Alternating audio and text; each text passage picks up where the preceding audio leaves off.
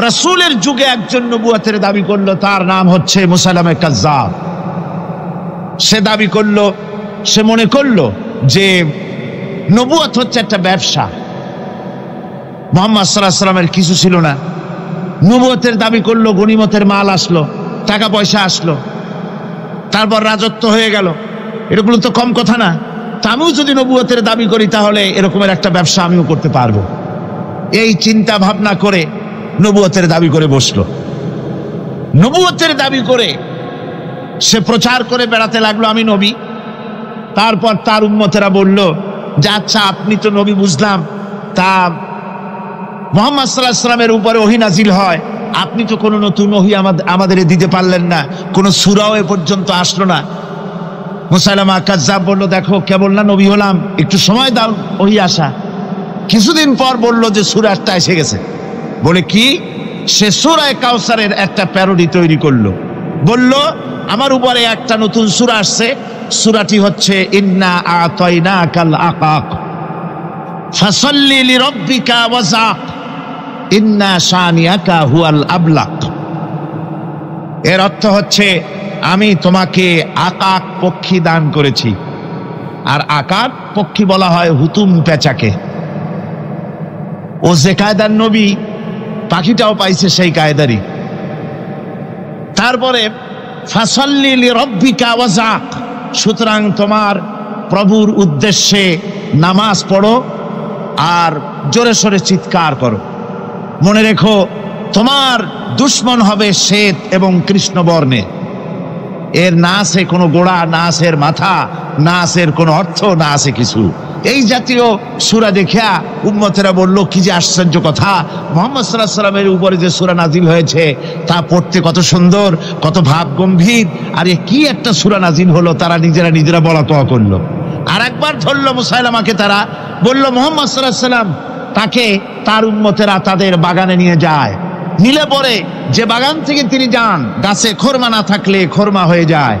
কোনো পানি শূন্য কুয়ার কাছ থেকে গেলে তার বরকতে কুয়ায় পানি চলে আসে। তো আপনি এরকমের কিছু আমাদের দেখান। বললো আমাকেও তোমরা এভাবে নিয়ে যাও। তখন তাকে নিয়ে যাওয়া হলো। দেখলো উম্মতেরা যে এমনই পোড়া কপালে এক নবী তাদের ভাগে পড়ছে, যে বাগান দিয়ে যায়, গাছে খরমা থাকলে খরমা পড়িয়ে যায়, নষ্ট হয়ে যায়। আর কোনো পানিওয়ালা কুয়ার কাছ থেকে হাঁটলে সে কুয়া থেকে পানিও শেষ হয়ে যায়। এরপরে তার সাহস বাড়লো। মুসাইলামা কাজ্জাব রাসূল পাক সাল্লাল্লাহু আলাইহি ওয়াসাল্লামের কাছে এক চিঠি লিখলো। সে চিঠির ভাষা ছিল মিন মুসাইলামা রাসূলিল্লাহ ইলা মুহাম্মাদুর রাসূলুল্লাহ সালামুন আলাইকুম আম্মা বাদ ফাইন্নী আশরাকতু ফিল আমর ওয়া ইন্না লানা নিসফাল আরদ ওয়া লিকুরাইশিন নিসফাল আরদ ওয়ালাকিন্না কুরাইশান কওমান ইয়াতাদুন। সে চিঠি লিখলো যে মুসাইলামা আল্লাহ রসুলের পক্ষ থেকে নাউজুবিল্লাহ মুহাম্মদ সাল্লাল্লাহু আলাইহি ওয়াসাল্লামের কাছে এই চিঠি পাঠানো হচ্ছে। ফাইন্নী কাদ আশরাকতু ফিল আমরি মাক, আমি হচ্ছি আপনার নবুয়তের একজন অংশীদার। এই হিসাবে পৃথিবীর অর্ধেক হচ্ছে আমার আর অর্ধেক হচ্ছে কোরাইশদের। কিন্তু কোরাইশরা বিষয়টা বুঝতে না পেরে আমার সাথে বাড়াবাড়ি করতেছে। হুজুর সাল্লাল্লাহু আলাইহি ওয়াসাল্লাম এই চিঠির জবাব দিলেন। হুজুর লিখলেন বিসমিল্লাহির রহমানির রহিম মিন মুহাম্মাদুর রাসূলুল্লাহ সাল্লাল্লাহু আলাইহি ওয়াসাল্লাম ইলা মুসাইলামাতিল কাজ্জাব আসসালামু আলা মান ইত্তাবাআল হুদা আম্মা বাদ ফাইন্নাল আরদা লিল্লাহি ইউরিসুহা মিন ইবাদিহি ওয়াল আকিবাতু লিল মুত্তাকিন। রাসূল পাক সাল্লাল্লাহু আলাইহি ওয়াসাল্লাম লিখলেন এই চিঠি যাচ্ছে মুহাম্মদ সাল্লাল্লাহু আলাইহি ওয়াসাল্লামের কাছ থেকে মুসাইলামা কাজ্জাবের কাছে। শুনে রাখো, শান্তি বর্ষিত হোক তার প্রতি যিনি হেদায়েত প্রাপ্ত। এই পৃথিবীর উত্তরাধিকারী হচ্ছে কেবলমাত্র আল্লাহ পাকের সেই সব বান্দারা যারা নাকি আল্লাহর গোলাম, আল্লাহর একান্ত আল্লাহর আইন এবং কানুনকে মেনে যারা চলে। আর পরকাল হচ্ছে সেই সমস্ত লোকেদের জন্যই। মুসাইলামা কাজ্জাবের মুয়াজ্জিন যারা, তারাও জানতো, তারাও জানতো যে লোকটা মিথ্যেবাদী। তো কিছু মাল পানি পাওয়া যায়, টাকা পয়সা পাওয়া যায়, সাথে থাকলে কিছু খাওয়াটাও যায়, এই জন্য তার সাথে থাকতো। রাসূলুল্লাহর মুয়াজ্জিন আজান দিতেন, আশহাদু আন্না মুহাম্মাদার রাসূলুল্লাহ, আমি সাক্ষ্য দিচ্ছি মুহাম্মদ সাল্লাল্লাহু আলাইহি ওয়াসাল্লাম আল্লাহর রাসূল। আর মুসাইলামার মুয়াজ্জিন যে ছিল সে আযান দিত, আশহাদু আন্না মুসাইলামাতা ইয়াজামু আন্নাহু রাসূলুল্লাহ। ও বলতো, আযান দিত এই কথা বলে যে আমি সাক্ষ্য দিচ্ছি মুসাইলামা মনে করে যে সে আল্লাহর রাসূল। আমার ভাইরা, এরপরে মুসাইলামা কাযযাবের বিরুদ্ধে হযরত আবু বকর সিদ্দিক রাদিয়াল্লাহু তাআলা আনহু 40,000 লোকের একটা বিশাল বাহিনী, সাহাবায়ে কেরামদের এক বিশাল বাহিনী পাঠিয়ে দিলেন মুসাইলামা কাযযাবের বিরুদ্ধে লড়াই করার জন্য। এর সিবাসালার ছিলেন হযরত খালিদ বিন ওয়ালিদ। এই জিহাদে যাওয়ার সময় ওয়াহশী রাদিয়াল্লাহু তাআলা আনহু, যিনি হযরত হামজা রাদিয়াল্লাহু তাআলা আনহুর কাতিল ছিলেন,